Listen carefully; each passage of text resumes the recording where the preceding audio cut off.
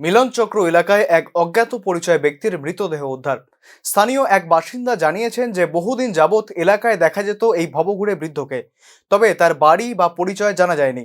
ভবঘুরে বৃদ্ধটি মানসিক ভারসাম্যহীন বলেই দাবি করছেন ওই ব্যক্তি।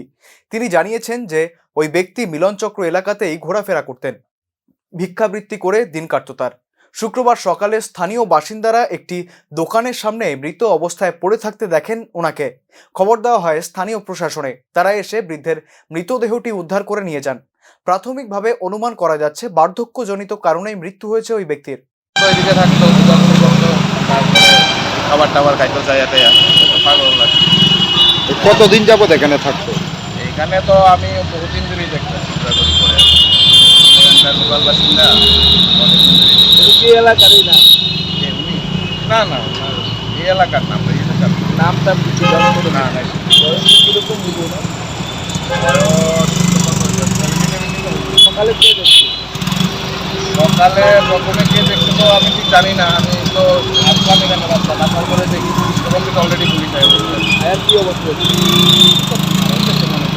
প্রাথমিকভাবে কি মনে হয় কিভাবে মৃত্যু হইতে পারে? আত্মজনিত কারণে হতে পারে হাতে একটা বিস্কুটের প্যাকেট, আমার মনে হয়। হ্যাঁ, হাতে একটা বিস্কুটের প্যাকেট দেখা যাচ্ছে। বিস্কুট ওই তো খাবার খাইতো, তো সবাই খাবার টাবার দিত। ওখানে কি থাকতো রাত্রিতে? এখানে রাত্রিতে তো থাকতো, মাঝে মাঝে তো থাকতো, দেখা যায় মাথায় থাকতো। এই জায়গাটা কি ধরা হয়? হ্যাঁ, মিলন